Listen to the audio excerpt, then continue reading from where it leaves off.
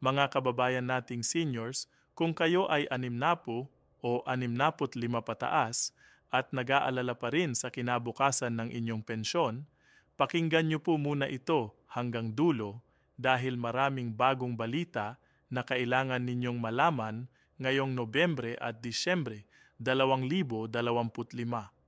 Alam nyo ba na mayroon ng malaking pagbabago sa pensyon system ng Pilipinas na direktang makakaapekto sa inyong bulwanang kita? Hindi lang yan simpleng dagdag, kundi isang sistemang makakatulong sa inyo na lampasan ang tumataas na presyo ng pagkain, gamot, at kuryente.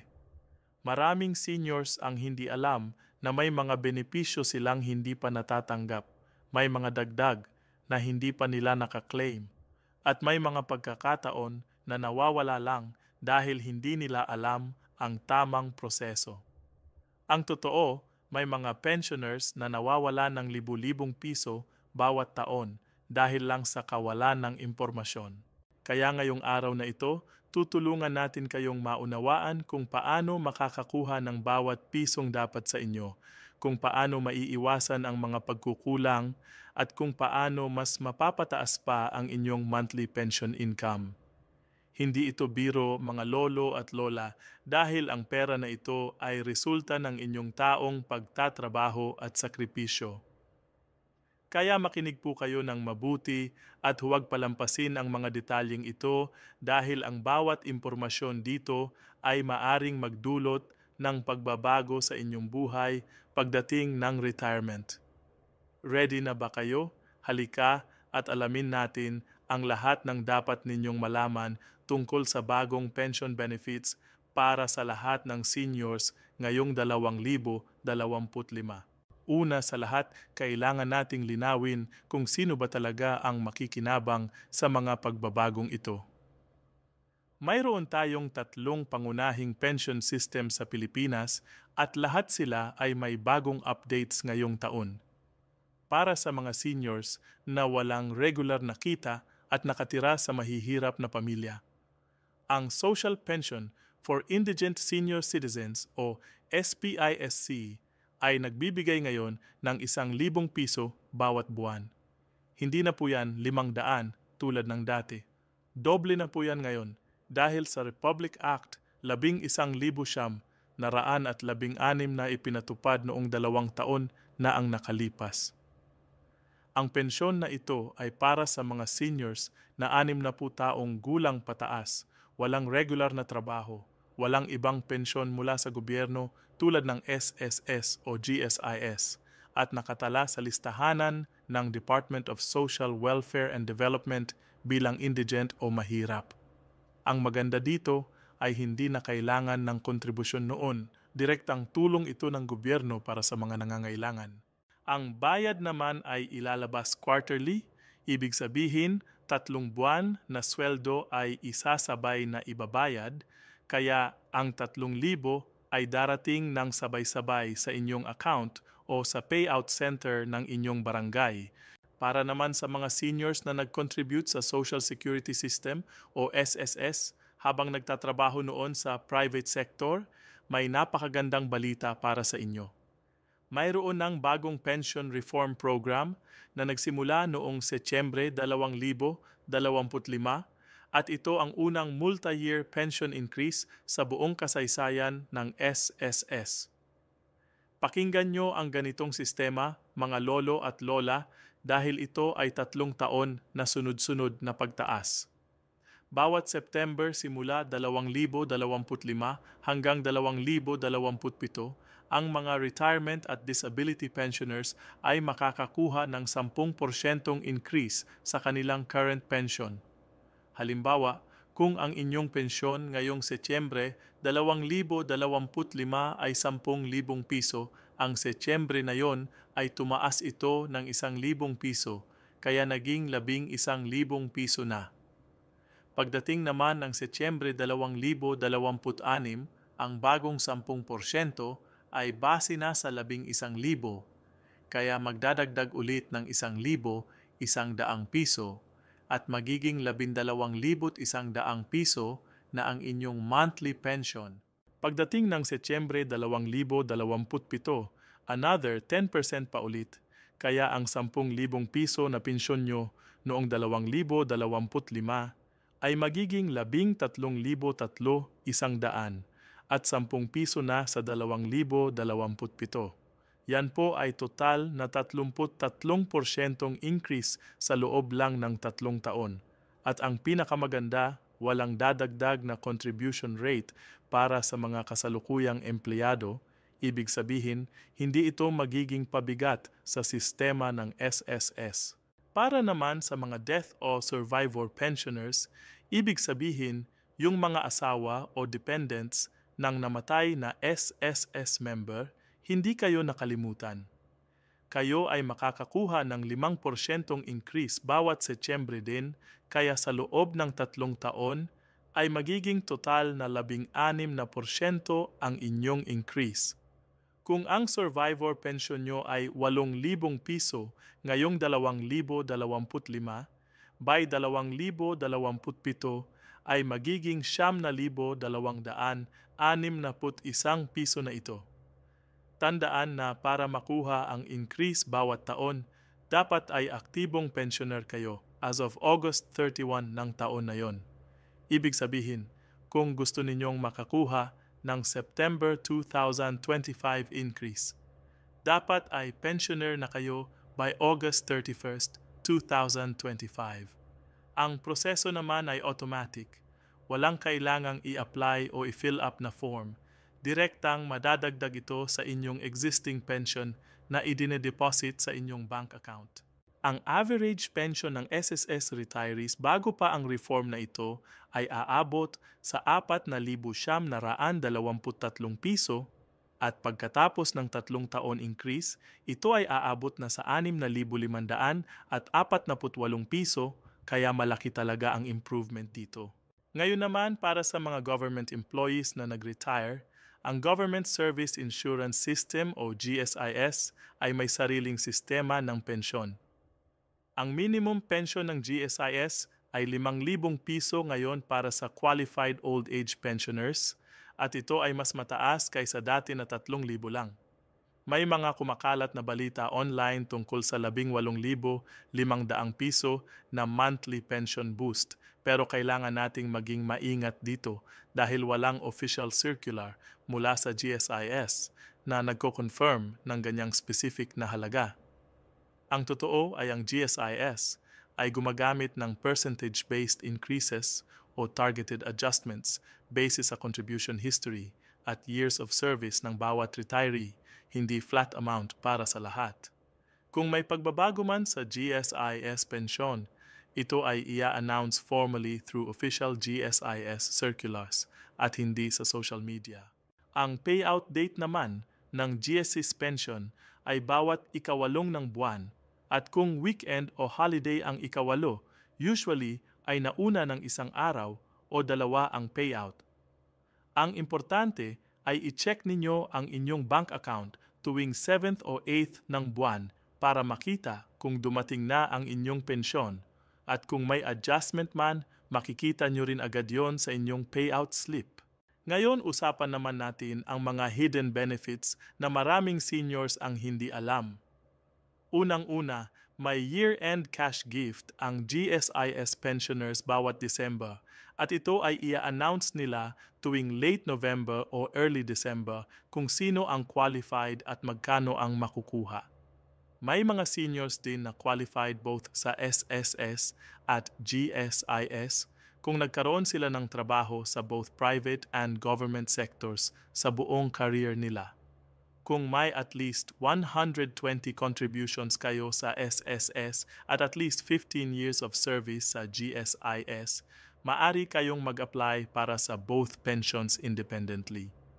Hindi ito merger ng dalawang sistema pero may coordination na ngayon para mas mabilis ang processing ng totalization claims kung partial lang ang inyong kontribusyon sa isa sa dalawa. Ang totalization ay ang proseso na pinagsasama ang inyong contributions from both systems para ma-qualify kayo sa pensyon kahit hindi complete ang contributions nyo sa isa. Halimbawa, Kung meron kayong 13 taon sa SSS at 12 taon sa GSIS, pwede kayong mag-totalize para ma-qualify sa pension, pero ang babayaran sa inyo ay proportionate lang base sa actual contributions ninyo sa bawat sistema. Sunod na importante, maraming seniors ang hindi alam ang tungkol sa senior citizen discount at VAT exemption privileges. Lahat ng seniors na 60 anyos pataas ay may karapatan na makakuha ng 20% diskwento at exemption from VAT sa mga basic at prime commodities, sa medicines, medical at dental services, diagnostic at laboratory fees, at kahit sa professional fees ng private health workers. May karapatan din kayong makakuha ng priority lane sa mga bangko, supermarket, hospitals at government offices. Ang problema, maraming establishments ang hindi sumusunod dito o kulang sa kaalaman, kaya importante na magdala kayo palagi ng valid senior citizen ID o OSCA ID at huwag mahiyang mag-demand ng inyong karapatan. Kapag tumanggi ang isang establishmento, maaari kayong magreklamo sa Office of Senior Citizens Affairs sa inyong city o municipality.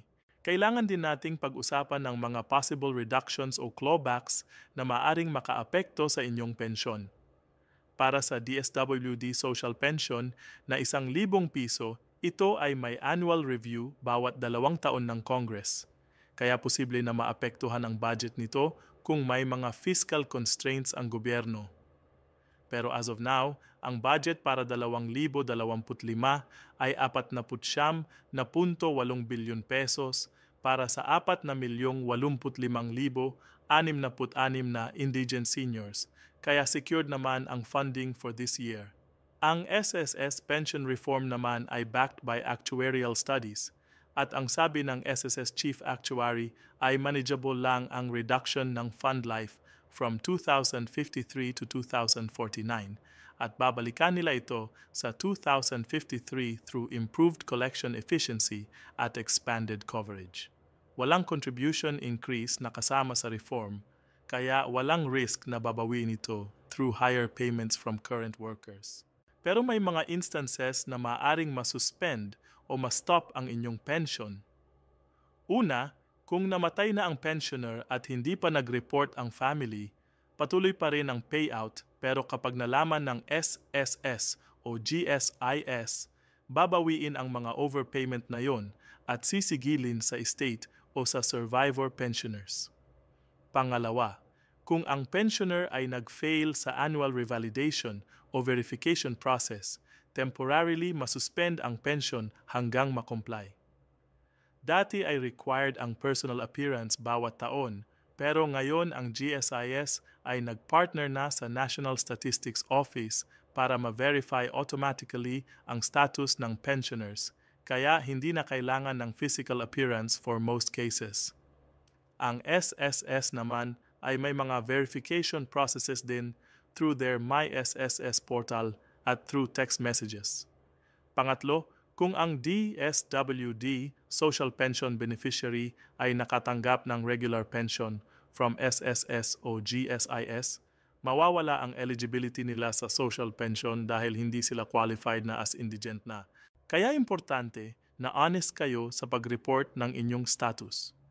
Tungkol naman sa tax implications, ang magandang balita ay lahat ng government pensions sa Pilipinas, including SSS, GSIS, at DSWD social pension ay tax-exempt.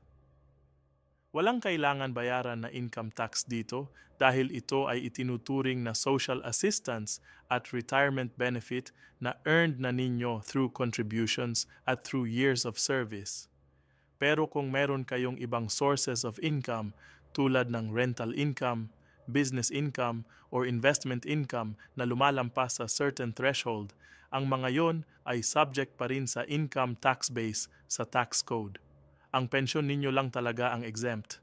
Ngayon ang strategies para ma-maximize ninyo ang inyong retirement income, ito ang mga practical tips na kailangan ninyong malaman. Una, mag-register kayo ng MySSS account o GSIS online account para ma-monitor ninyo ang inyong contributions, pension payments, at para ma-access ninyo ang online services without pumila sa mga offices. Maraming seniors ang nahihirapan sa technology pero ito ay napakasimple lang at pwede ninyong hiraping sa anak o apo nyo na tumulong sa pag-set up.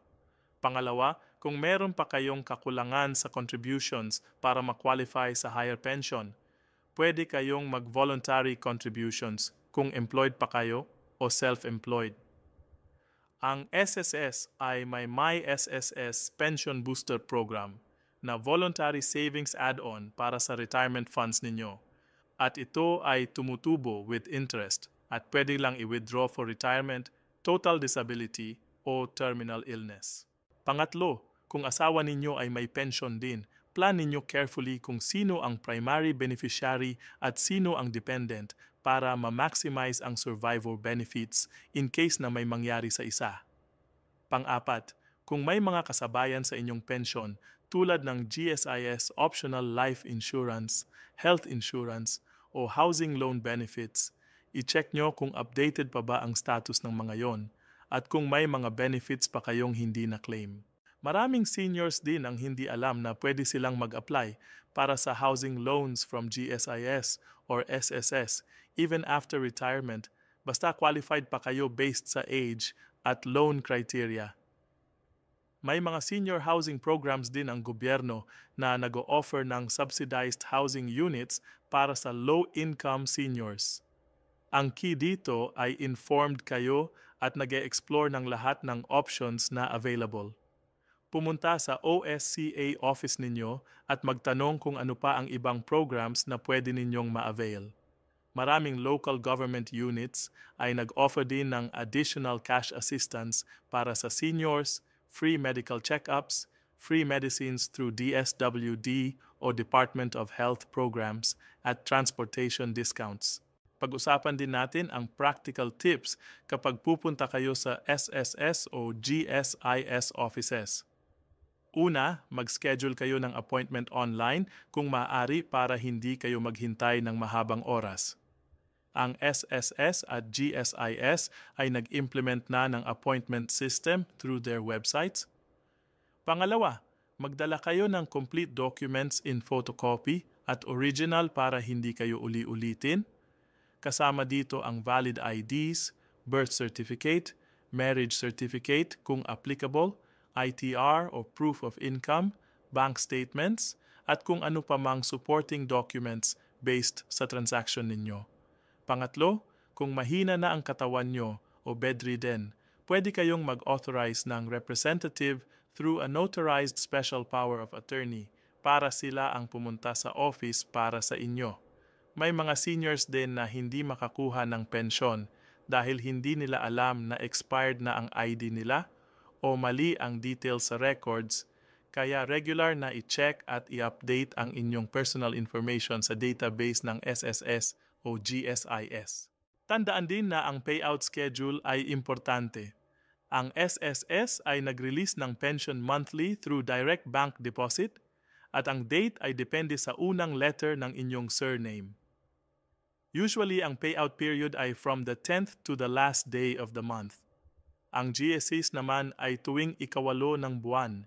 Kung delayed ang inyong pension o hindi dumating ng more than isang buwan, tumawag agad sa hotline o pumunta sa branch para mag-follow up. May mga instances na na-stop ang pension dahil sa technical issues or verification requirements na hindi nyo alam. Huwag hayaan na lumipas ang maraming buwan bago kayo nag-follow up kasi mahirap na humabol ng missed payments. Para sa mga papalapit pa lang na seniors na malapit ng mag-60 o mag-retire, mag-plan kayo ng maaga. At least 1 year before retirement, magpunta na kayo sa SSS o GSIS para i-verify ang inyong records at malaman kung qualified na ba kayo at magkano ang magiging pension ninyo. Kung may kakulangan sa contributions, pwede pa kayong mag-contribute ng voluntary para tumaas ang pension nyo. Kung employed pa kayo at hindi ka pa nagko-contribute ng maximum, consider na i-increase ang contribution level ninyo kasi ang pension computation ay based sa Average Monthly Salary Credit o AMSC, kaya mas mataas ang contributions, mas mataas din ang pension. Ang SSS pension formula ay 40% ng average AMSC nyo plus additional computation base sa years of service at contributions. Kaya malaki ang impact ng pag-i-increase ng contributions habang maaga pa. Huwag din kayong mag-atubili na magtanong o humingi ng tulong. Maraming seniors ay nahihiya magtanong o nag-iisip na masyadong complicated ang proseso. Pero ang totoo ay may mga support systems na available. May mga senior citizen organizations, barangay tanods, social workers, at even yung mga tao sa SSS at GSIS customer service ay willing tumulong basta magtanong kayo ng maayos. Kung may problema kayo sa pagkuha ng benefits ninyo, pwede kayong lumapit sa Ombudsman o sa Senate Committee on Social Justice kung talagang malaking issue na at walang resolusyon. Para sa mga survivor pensioners o dependents ng namatay na pensioner, alam nyo ba na may karapatan din kayo sa pension?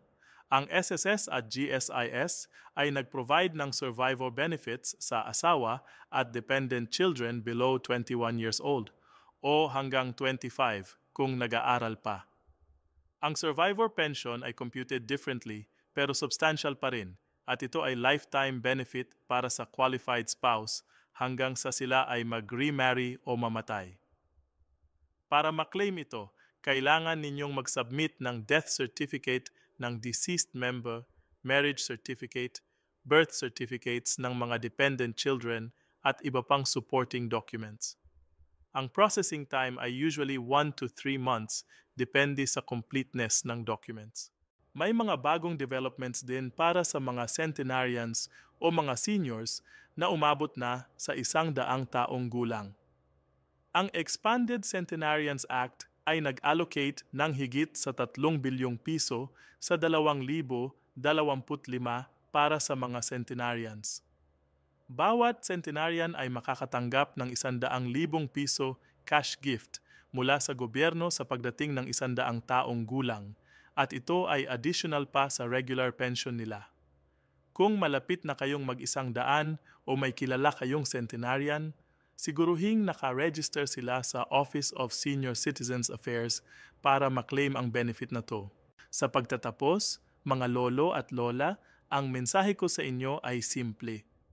Ang mga pensyon at benefits na ito ay hindi biyaya o charity, kundi karapatan ninyo bilang mga Pilipinong nagpagod at nagsakripisyo para sa bayan. Ang bawat piso na natatanggap ninyo ay resulta ng taong trabaho, contributions at serbisyo. Kaya huwag kayong mahiya na humingi ng tulong o mag-demand ng inyong karapatan. Maging informed, maging proactive, at huwag hayaan na mawala ang kahit isang benepisyo na dapat sa inyo. Mag-research kayo, magtanong kayo, at kung kailangan, kumuha ng tulong from family members, social workers, o senior citizen organizations. Ang pension increases na naganap ngayong 2025 ay isang malaking hakbang tungo sa mas secure at dignified retirement para sa lahat ng Pilipinong seniors. Pero kailangan din nating gawin ang ating parte para ma-maximize ang mga benefits na ito.